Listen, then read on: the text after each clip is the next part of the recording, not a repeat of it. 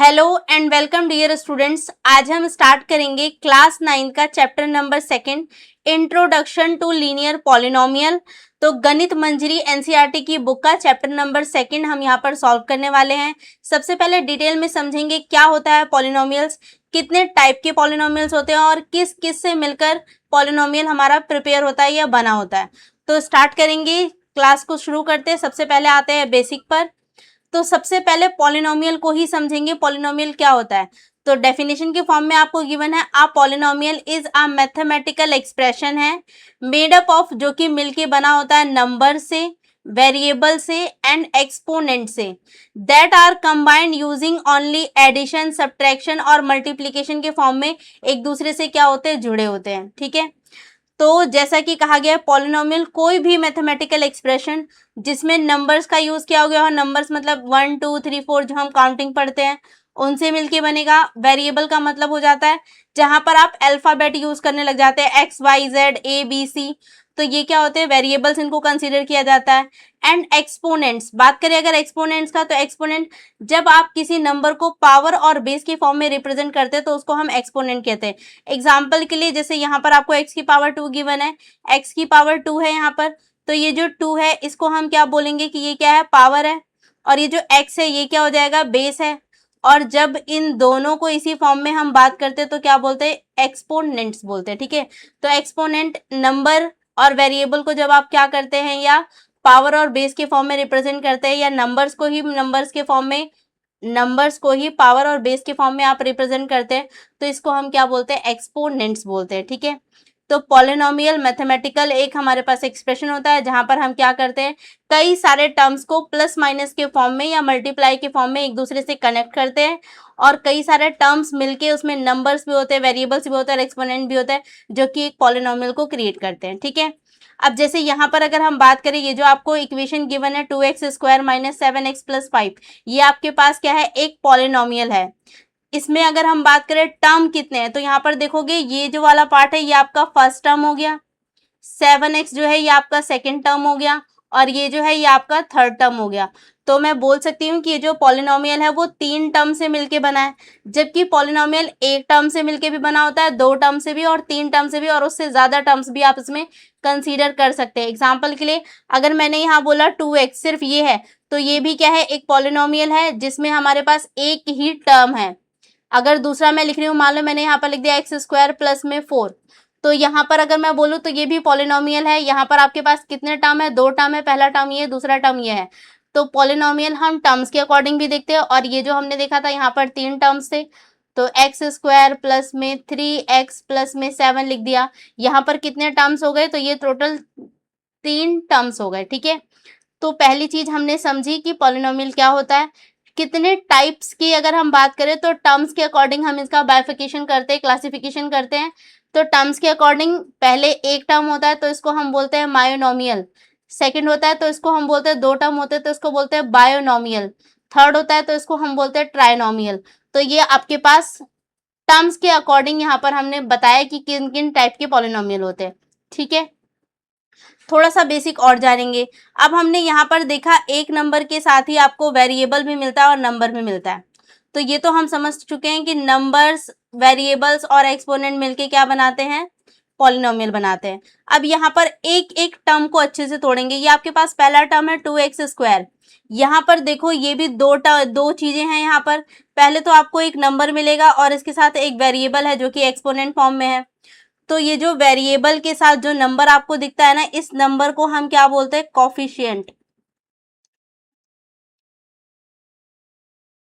Coefficient of x² का coefficient है ये जो नंबर है 2। अगर यहाँ पर बात करते हैं तो ये x के साथ यहाँ पर क्या है, 7 है, तो 7 भी यहाँ पर क्या है, कॉफिशिएंट है। पर किसका कॉफिशिएंट है, क्योंकि ये x के साथ है तो ये x का कॉफिशिएंट है, कॉफिशिएंट ऑफ x। ठीक है, तो याद रखना है वेरिएबल के साथ जो नंबर अटैच होता है या जो नंबर उसके साथ लिखा होता है वो उसका कॉफिशिएंट कहलाता है। ठीक है, अब बात करते हैं पॉलिनोमियल की जो स्टैंडर्ड फॉर्म होती है। तो अगर हम बोलते हैं एक टर्म होता है तो उस केस में नॉर्मल हो जाएगा, 2 टर्म का भी होता है, 3 टर्म का भी होता है, 4 टर्म का भी होता है और उससे ज्यादा का भी होता है। ठीक है, तो यहाँ पर जो स्टैंडर्ड हम फॉर्म मानते हैं वो हमारे पास होता है ax प्लस में by प्लस में c, ठीक है। तो ये आपके पास एक स्टैंडर्ड फॉर्म होती है पॉलिनोमियल की। और एक और इम्पॉर्टेंट चीज याद रखना, पॉलिनोमियल में जब भी आप नंबर्स को लिख रहे हैं या वेरिएबल्स को लिख रहे हैं तो उनकी पावर कंप्लीट होनी चाहिए। अधूरी अगर पावर होती है तो उनको पॉलिनोमियल नहीं मानते। एग्जांपल के लिए, जैसे यहाँ पर x की पावर कितनी है, 2 है, तो कंप्लीट नंबर है। यहाँ पर x की पावर कुछ नहीं है तो इसका मतलब 1 होगी, तो यहाँ पर x की पावर 1 है, ये भी कंप्लीट नंबर है। लेकिन अगर मैं यहीं पे एक इक्वेशन लिख दूँ, 2x की पावर यहाँ पे मैंने 1.5 लिख दिया, प्लस में यहाँ पे मैंने रूट x लिख दिया, प्लस में 2 लिख दिया, तो क्या ये पॉलिनोमियल बनेगा? बिल्कुल भी नहीं, ये पॉलिनोमियल नहीं है, क्योंकि इसकी पावर कंप्लीट नहीं है। और यहाँ पर भी देखिए तो ये रूट में आ रहा है।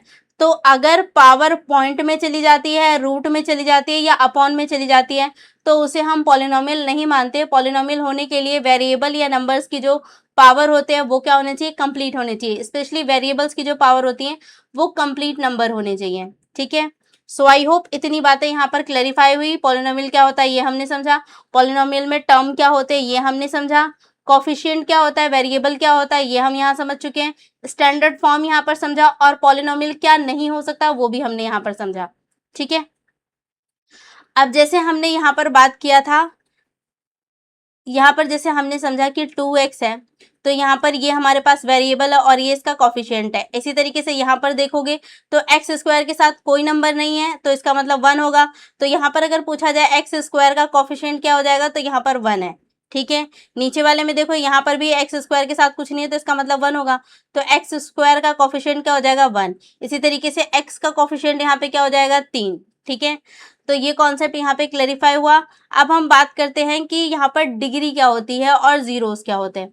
तो अगर मान लो कोई इक्वेशन आपके पास लिखी हुई है 2x, और अभी हमने सेकंड इक्वेशन यहाँ पर लिखा था x square plus 4, x square plus 4, next कुछ और लिख लो, x square 2x square plus में 4x प्लस में 7।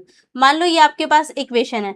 अब यहाँ पर मैं पूछूँ ना, तो हमने पहला टाइप पढ़ा था, ये हम टर्म्स के अकॉर्डिंग बताते हैं, टाइप ऑफ पॉलिनोमियल के अलग अलग नाम है। अब यहाँ पर हम डिग्री के अकॉर्डिंग समझेंगे। तो देखो डिग्री का मतलब क्या होता है, किसी भी इक्वेशन में जो भी वेरिएबल यूज किया गया है उस वेरिएबल का जो सबसे बड़ा पावर होती है ना, उसे ही हम उसकी डिग्री बोलते हैं। तो अगर इस फर्स्ट वाले में आप देखोगे तो यहाँ पे x की पावर कितनी है? 1 है। तो अगर मैं बोलूँ तो इस वाले इक्वेशन की या इस वाले पॉलिनोमियल की डिग्री कितनी हो जाएगी? तो ये हो जाएगी 1। नीचे वाले में आओ, यहाँ पर देखो एक्स स्क्वायर प्लस में 4 है, तो यहाँ पे वेरिएबल क्या है? एक्स स्क्वायर, एक्स है, और एक्स की पावर कितनी है? 2। तो यहाँ पर अगर मैं बोलूंगी तो इसकी डिग्री कितनी हो जाएगी? 2। तो एक इक्वेशन के अंदर आपके पास जो भी सबसे बड़ी वेरिएबल की पावर होगी ना, वही आपकी डिग्री कहलाएगी। नीचे वाले में आओगे तो यहाँ पे 2x स्क्वायर है, यहाँ पे 4x है, तो यहाँ पर भी आपके पास क्या है? वेरिएबल दो है, मतलब एक ही दो वेरिएबल है आपके पास, एक वेरिएबल इधर है, एक वेरिएबल इधर है, मतलब वेरिएबल एक ही है, बस दो अलग अलग टर्म के साथ है। एक बार x है, एक बार x स्क्वायर है। तो यहाँ पर भी आप देखोगे वेरिएबल की सबसे बड़ी पावर कहाँ पर है? तो यहाँ पर है। कितनी है? X square. तो यहाँ पर भी मैं पूछूंगी तो इस इक्वेशन की डिग्री कितनी हो जाएगी? 2। अब मान लो यहाँ पर कोई इक्वेशन होती है एक्स की पावर 3 प्लस में 4 एक्स स्क्वायर प्लस में एक्स प्लस में 1, ये है। और अगर मैं यहाँ पर पूछूं कि बताओ इस इक्वेशन की डिग्री कितनी है या इस पॉलिनोमियल की डिग्री कितनी है, तो आप देखोगे सबसे बड़ी वेरिएबल की पावर कहाँ पर है, या कौन से वेरिएबल की पावर सबसे बड़ी है? तो यहाँ पर x की पावर 3 सबसे बड़ा है, तो यहाँ पर ये क्या हो जाएगा? इसकी डिग्री 3 हो जाएगी, ठीक है। तो डिग्री हम कैसे निकालते हैं? किसी भी इक्वेशन की जो सबसे बड़ी वेरिएबल होती है, पावर होती है वेरिएबल की, उसे ही हम उसकी डिग्री बोलते हैं, ठीक है। और एक और चीज की अगर मैं पूछूं यहाँ पर, अगर आपको x की वैल्यू फाइंड करनी है तो आपको किसी भी पॉलिनोमियल की जितनी उसकी डिग्री होगी उतनी ही उसकी x की वैल्यू आप फाइंड कर सकते हैं। यहाँ पर अगर मैं बात करूँ तो यहाँ पे अगर आपको वैल्यू फाइंड करनी है तो आप एक ही वैल्यू फाइंड कर पाएंगे, क्योंकि इसकी डिग्री कितनी है? 1 है। और कैसे फाइंड करोगे? तो यहाँ पर 2x है इक्वल्स टू 0 रखोगे, x को यहाँ पर रखोगे, 2 इसके पास जाके डिवाइड हो जाएगा तो ये कितना आएगा? 0 ही आएगा। तो यहाँ पर x की वैल्यू आपको मिल गई, कितनी आ रही है? 0। एक ही वैल्यू यहाँ पर हम फाइंड कर पाए, तो एक ही डिग्री थी तो एक ही वैल्यू आप फाइंड कर सकते हो। नीचे वाले में देखोगे कितनी डिग्री है इसकी? 2। तो यहाँ पर x की आपको 2 वैल्यूज मिलेंगी, ठीक है। तो इसको आप लिख सकते हैं अगर इसको लिखना चाहेंगे तो थोड़ा सा तोड़ के इसकी वैल्यू फाइंड करेंगे, तो यहाँ पर याद रखना है एक्स की आपको दो वैल्यू मिलेगी, एक का नाम ए बोल सकते हो, एक का नाम बी बोल सकते हो। इस वाले इक्वेशन में भी सेम होगा, एक्स की दो वैल्यू मिलेंगी क्योंकि इसकी डिग्री भी कितनी है, दो है, तो ए और बी। यहाँ पर अगर आप चेक करेंगे तो डिग्री कितनी है, तीन, तो यहाँ पर एक्स की वैल्यू आपको तीन वैल्यूज मिलेंगी, ए बी सी। ठीक है, अब इसको आप सॉल्व करेंगे तो आपको पता चलेगा एग्जैक्टली वो वैल्यूज क्या है। तो डिग्री क्या होता है ये समझ में आया होगा। किसी भी इक्वेशन में या किसी भी पॉलिनोमियल में सबसे बड़ा जो आपके पास पावर होता है वेरिएबल का, वो ही आपकी क्या कहलाती है, डिग्री कहलाती है। और एक पॉलिनोमियल की जो आपको डिग्री मिलेगी वो ही उतने ही आपको उस के सॉल्यूशन मिलेंगे या उस वेरिएबल की वैल्यू मिलेगी। अगर एक्स है तो एक्स की उतनी ही वैल्यू फाइंड कर सकते हो, वाई है तो वाई की उतनी ही वैल्यू फाइंड कर पाओगे जितनी उसकी डिग्री है। ठीक है, सो आई होप ये कॉन्सेप्ट यहाँ पर अच्छे से क्लैरिफाई हुआ होगा। सो ये हम पढ़ चुके हैं पॉलिनोमियल किन किन से मिलके बना होता है, नंबर से, वेरिएबल से और एक्सपोनेंट से। नंबर्स में आपके पास ये नंबर्स आ जाते हैं, पॉजिटिव भी हो सकता है, नेगेटिव भी हो सकता है नंबर। वेरिएबल की बात करें तो वेरिएबल में हम देखते हैं जब आप क्या करते हैं, लेटर्स को यूज करने लग जाते हैं या अल्फाबेट को यूज करने लग जाते हैं, तो उसे हम क्या बोलते हैं, variable x y t a b c. Exponent की बात करें जब हम क्या करते हैं, किसी भी आप क्या करते हो, नंबर को एक्सपोनेंट के फॉर्म में हम कब मानते हैं, जब बेस और यहाँ पर पावर दोनों चीजों में आप नंबर्स को दिखाने लग जाते हैं, वेरिएबल्स को दिखाने लग जाते हैं, तो उसे हम क्या बोलते हैं, एक्सपोनेंशियल बोलते हैं। जैसे यहाँ पर एक्स का स्क्वायर है, जेड की क्यूब है। ठीक है, तो यहाँ पर देखो बेस और पावर का रिलेशन बन रहा है, तो इसका मतलब ये क्या हो जाता है, एक्सपोनेंट नंबर बनते हैं। और हम पढ़ चुके हैं पॉलिनोमियल इन तीनों चीजों से मिलके बने होते हैं। ठीक है, तो ये हमने मोटा मोटा क्लासिफिकेशन पढ़ लिया। वापस आते हैं जो अब तक हमने पढ़ा, यहाँ पर हम बात करेंगे टाइप्स ऑफ पॉलिनोमियल की, जो कि हम यहाँ समझ चुके हैं। दो क्लासिफिकेशन में हम क्या करते हैं, टाइप्स को बांटते हैं। पहला तो यही था जहाँ पर हम टर्म्स के अकॉर्डिंग हमने यहाँ पर चेक किया था, फिर सेकंड यहाँ पर डिग्री के अकॉर्डिंग। ठीक है, तो इन्हीं के अकॉर्डिंग हम क्या करते हैं, बाइफिकेशन बेस्ड ऑन डिग्री। डिग्री के बेस पे अगर हम बात करते हैं तो जिनकी यहाँ पर जीरो पॉलिनोमियल, यानी कि अगर आपके पास इस तरीके से लिखा हुआ है 2x की पावर 0, तो यहाँ पर x की पावर कितनी है, 0, तो इसका मतलब कोई भी पावर नहीं, यानी कि x एग्जिस्ट भी नहीं कर रहा है, इसकी जगह पे क्या होता है 1, तो इसे हम बोलते हैं जीरो पॉलिनोमियल। ठीक है, यहाँ पर क्या है, या फिर इसको आप सिर्फ 2 भी रखोगे, कांस्टेंट नंबर भी रहेगा तो भी उसको जीरो पॉलिनोमियल बोला जाता है, क्योंकि वेरिएबल की यहाँ पर कोई पावर नहीं है। लीनियर पॉलिनोमियल क्या हो जाता है, जहां पर आपके पास जो भी वेरिएबल होगा उसकी पावर एक होगी, तो उसको लीनियर पॉलिनोमियल बोल देते हैं। एग्जांपल के लिए x+4 ले लो आप, तो यहाँ पर कितनी पावर है, एक है, तो इसको हम बोलते हैं लीनियर पॉलिनोमियल। क्वाड्रेटिक का क्या हो जाता है, जहां पर आपके पास वेरिएबल की पावर मैक्सिमम पावर कितनी होती है, 2 होती है, तो इसको लिख सकते हो x² प्लस में 2x प्लस में 1। तो यहाँ पर देखोगे एक्स स्क्वायर सबसे बड़ी पावर है, तो इसकी हम डिग्री की बात करें तो कितनी हो जाएगी, 2। तो यहाँ मैं डिग्री लिख दे रही हूँ, इसकी डिग्री कितनी है, 0, इसकी डिग्री कितनी है, 1, इसकी डिग्री कितनी है, 2। और क्यूबिक है, तो जहाँ पर वेरिएबल की सबसे बड़ी पावर क्या होगी, 3 होगी, तो उसको हम बोलते हैं क्यूबिक। तो यहाँ पर लिख सकते हो एक्स की क्यूब प्लस में एक्स स्क्वायर प्लस में एक्स प्लस में 1। तो ये आपके पास आ गया। यहाँ पर सबसे बड़ी डिग्री कितनी है, पावर कितनी है, 3, तो यही इसकी डिग्री हो जाएगी 3। ठीक है, तो पहला क्लासिफिकेशन पॉलिनोमियल का बेस्ड ऑन डिग्री किया जाता है, सेकंड बेस्ड ऑन टर्म किया जाता है। तो पहला टर्म जहां पर सिर्फ एक ही टर्म से पॉलिनोमियल बना होता है, जैसे कि यहाँ पर 2x है, या फिर बोल सकते हो एक्स स्क्वायर लिखा हुआ है, या यहाँ पर बोल सकते हो कोई भी एक टर्म लेना चाहो ले सकते हो, सिर्फ x है, तो ये हमारे पास क्या बन जाता है, इसको हम बोलते हैं मोनोमियल। ठीक है, मोनोमियल।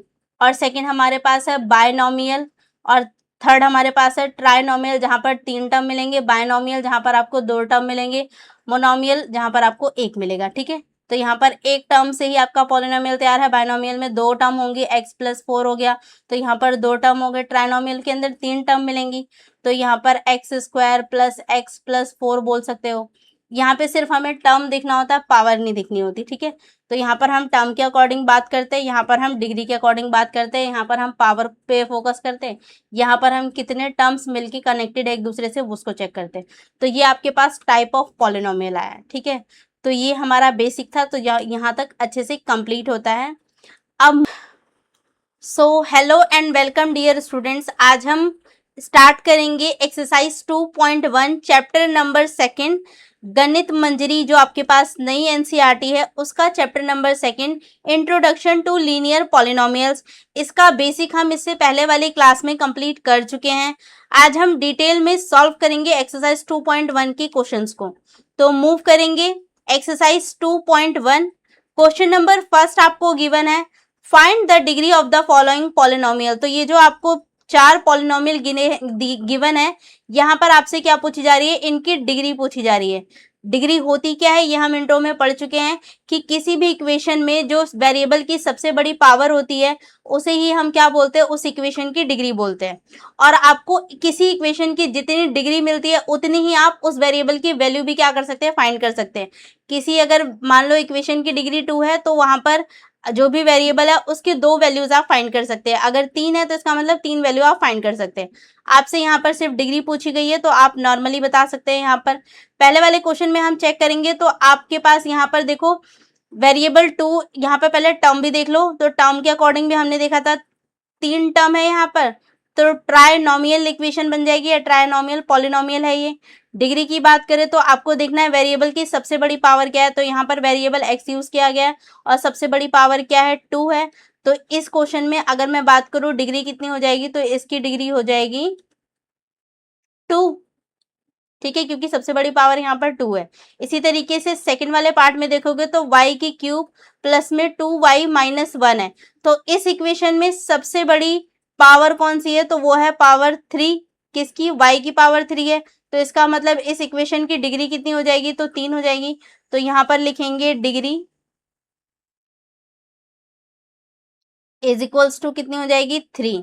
ठीक है, थर्ड वाले में आप देखोगे तो यहाँ पर कोई भी हमारे पास वेरिएबल है ही नहीं, और वेरिएबल नहीं है तो उसकी पावर फिर यहाँ पर कोई भी नहीं है। तो अगर आपके पास वेरिएबल ही नहीं है तो इसका मतलब आप कोई भी वेरिएबल लिख के उसकी पावर 0 लगा सकते हैं। तो इसका मतलब कोई वेरिएबल एग्जिस्ट ही नहीं कर रहा, तो इसका मतलब यहाँ पर क्या हो जाएगा, 0 हो जाएगी।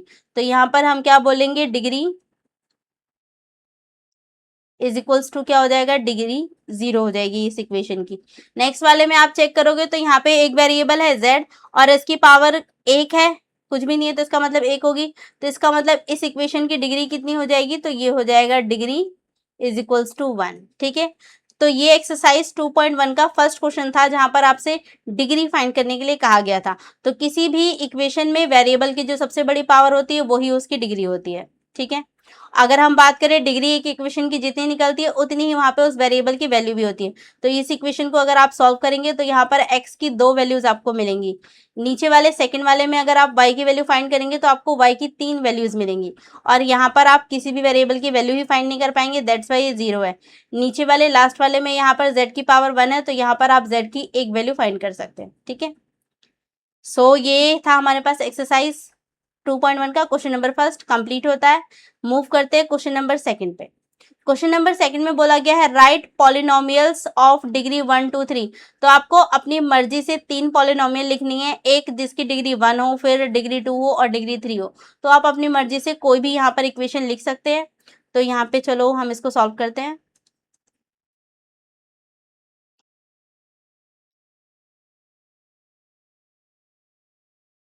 तो यहाँ पर पहले एक डिग्री का लिखना है, तो यहाँ पर हम लिख देते हैं डिग्री 1 है जब हमारे पास, तो इक्वेशन कोई भी इक्वेशन आप यहाँ पे लिख सकते हैं। लेट सपोज मैंने यहाँ पे लिख दिया 5x प्लस 4।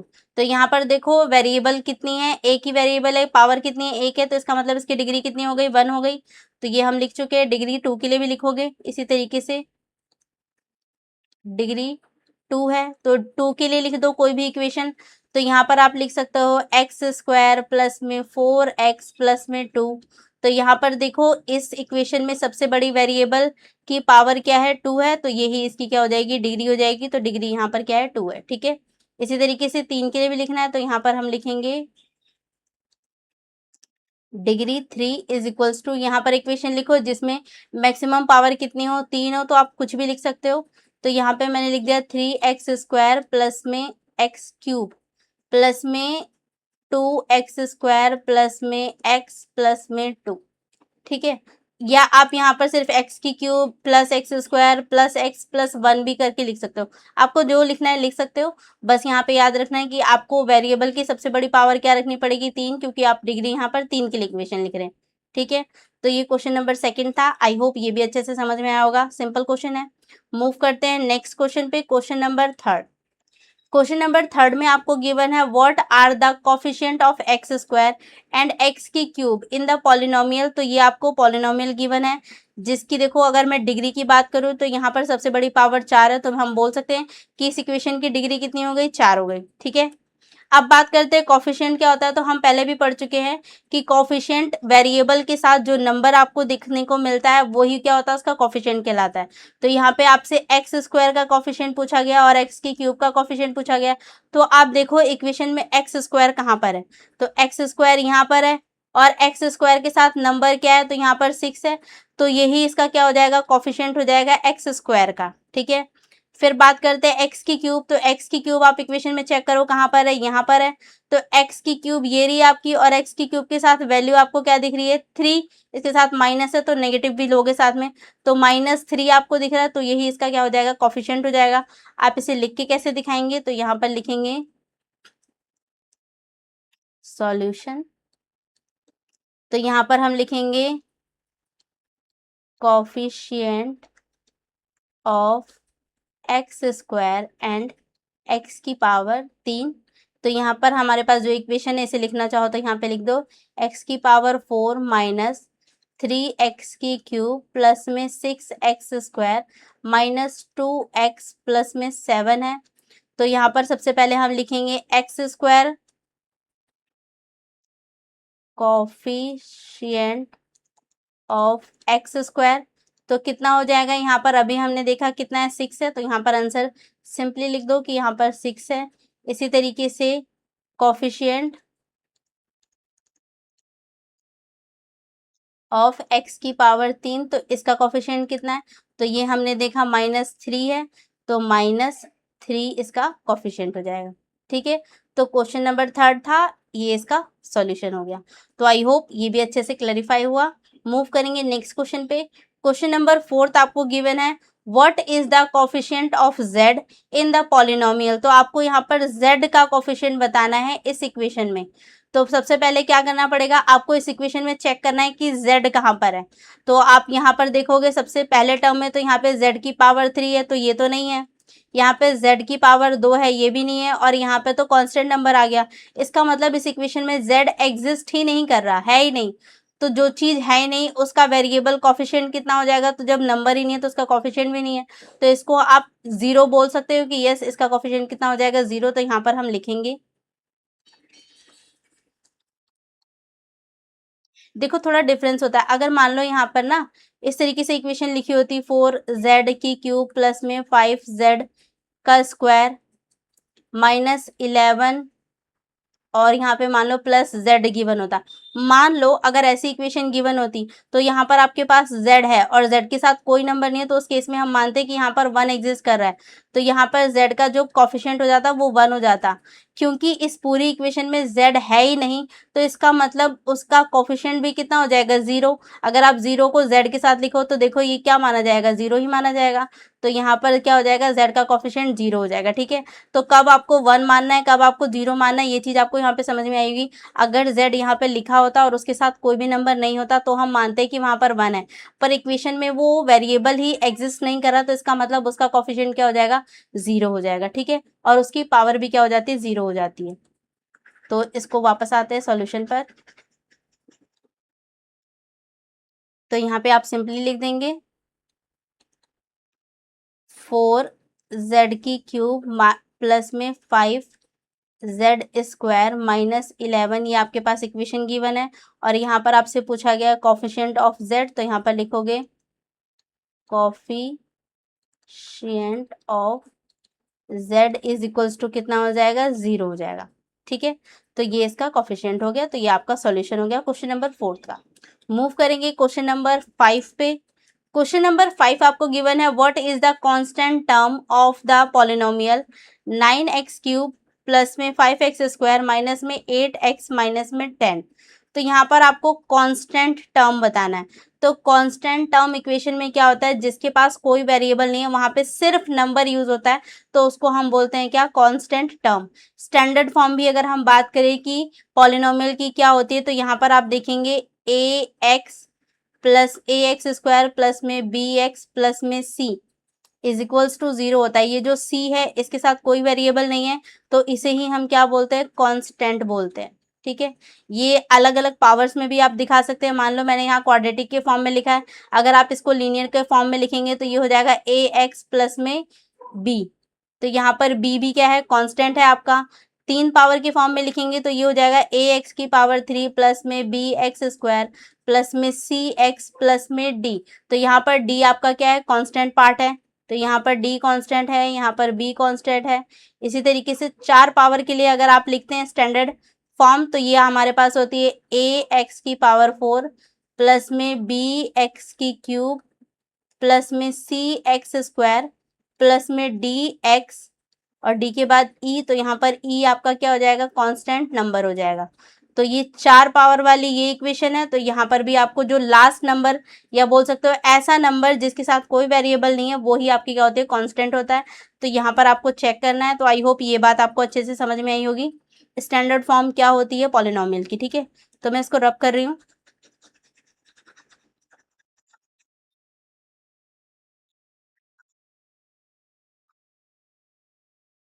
सो वापस आते हैं सॉल्यूशन पर।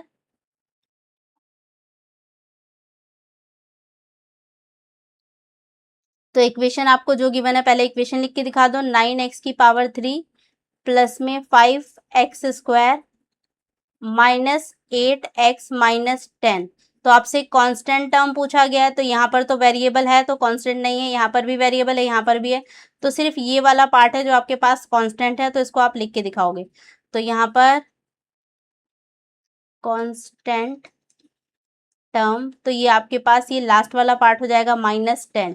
तो ये हो जाएगा -10 आपके पास क्या है, कांस्टेंट टर्म है। ठीक है, सो आई होप क्वेश्चन नंबर 5 ये भी अच्छे से क्लैरिफाई हुआ होगा, समझ में आया होगा किस तरीके से सॉल्व हुआ ये। ठीक है, तो ये था आपके पास एक्सरसाइज 2.1 में 5 क्वेश्चन थे। इस 5वें क्वेश्चन के साथ ये एक्सरसाइज यहाँ पर कंप्लीट होती है। तो गणित मंजरी बुक न्यू एनसीईआरटी का चैप्टर नंबर 2 का फर्स्ट वाली एक्सरसाइज 2.1 हमने यहाँ पर कंप्लीट किया। ठीक है, तो आज की क्लास में पे वाइंड अप करेंगे। Thank you so much.